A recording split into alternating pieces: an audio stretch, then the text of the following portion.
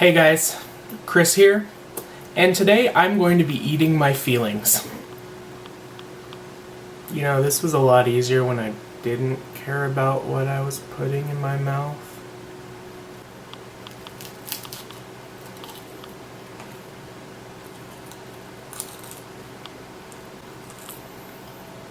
Whoever invented rice cakes was definitely marketing to fat people. This does not taste like cake. So you guys are probably going to notice that this is a departure from my usual videos. The thing is, I took a few weeks off of YouTube. When I was making these videos, I was making what I thought people would want to see, and not really doing what I originally set out to do, which was creating a way for myself to talk about things that I can't really talk with people face to face about. And for some of us, I'm sure that, you know, getting your deepest feelings out into a faceless mass of people on the internet is maybe not the most comforting experience, but for me it works.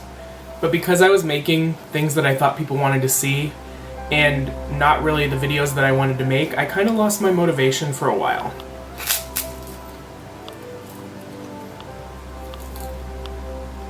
I think this is what sadness tastes like. Speaking of sadness, this week I've been kind of thinking about my dad a lot, which is weird because when I was growing up, he really wasn't around all that much. In fact, we kind of pretty much lost contact altogether when I got into high school. Imagine my surprise when one day I was browsing Facebook and all of a sudden I had a new friend request. When I looked a little closer, I noticed that it was my dad. I think the best way to describe how I felt at the time was insulted.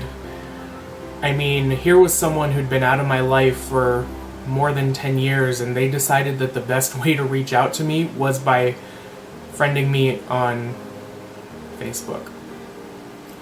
In fact, I was so insulted that I made a point of it to kind of complain about it to my half-brother. Sorry, Sean. Seeing his face in the profile picture made me angry. I started to think about how he had gone on with his life and stopped contacting him for years and just had suddenly decided that it was time to let me back in. God, I'm dramatic. But seriously, guys, for the longest time, I felt erased by that side of my family. Not only did my dad stop contacting me, but also my grandma and pretty much every other relative on that side of the family. It was like I stopped existing in their world and that I wasn't important anymore, and that really did hurt. And unfortunately, this happened at a time in my life where I was dealing with a lot of other things.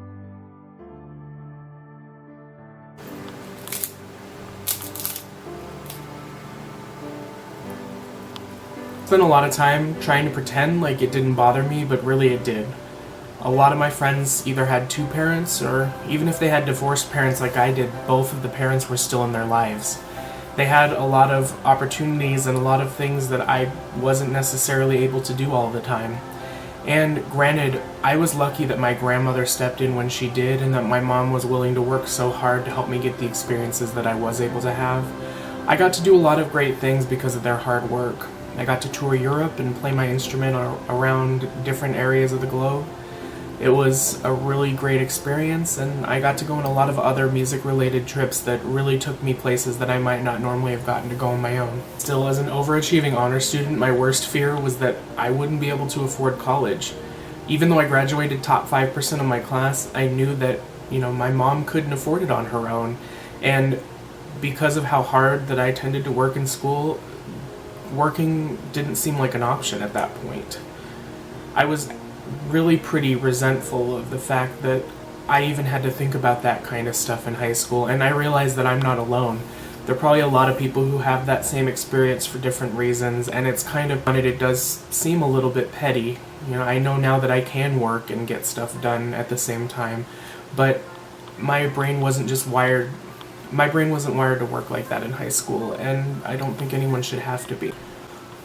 All of these feelings led to me becoming really stressed and resentful, and unfortunately I developed a habit of lashing out at the people I loved, even for the smallest things. And for anyone who's close to me now, that's not really a habit that I've broken yet, even though I've been working on it really hard. Maybe if I just imagine that it's fuck it. Anyway guys, here's the bottom line. I didn't make this video to talk shit about my dad. I'm actually really excited about getting to know him better and building a relationship that we didn't have time to build in the past.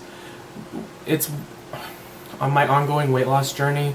One of the things that I've been trying to learn to do is let go of the things that have weighed me down in the past. And to be quite frank, it's really stupid to get mad at someone for not contacting you and then actively prevent them from doing just that. By the way, did I mention that he watches these videos? Sorry, Dad. So I guess that's how I feel. How about you guys? I know there aren't a whole lot of you watching right now, but have any of you ever been wronged by someone in the past and found it in your heart to forgive them? If you have, leave a comment. I'd love to hear about that story. Don't forget to take a moment to like and subscribe so that I can build my channel, and I hope you don't mind me starting to use it in a little bit more of a selfish manner. Remember, I'm kind of a big deal, but I'm getting smaller and really good.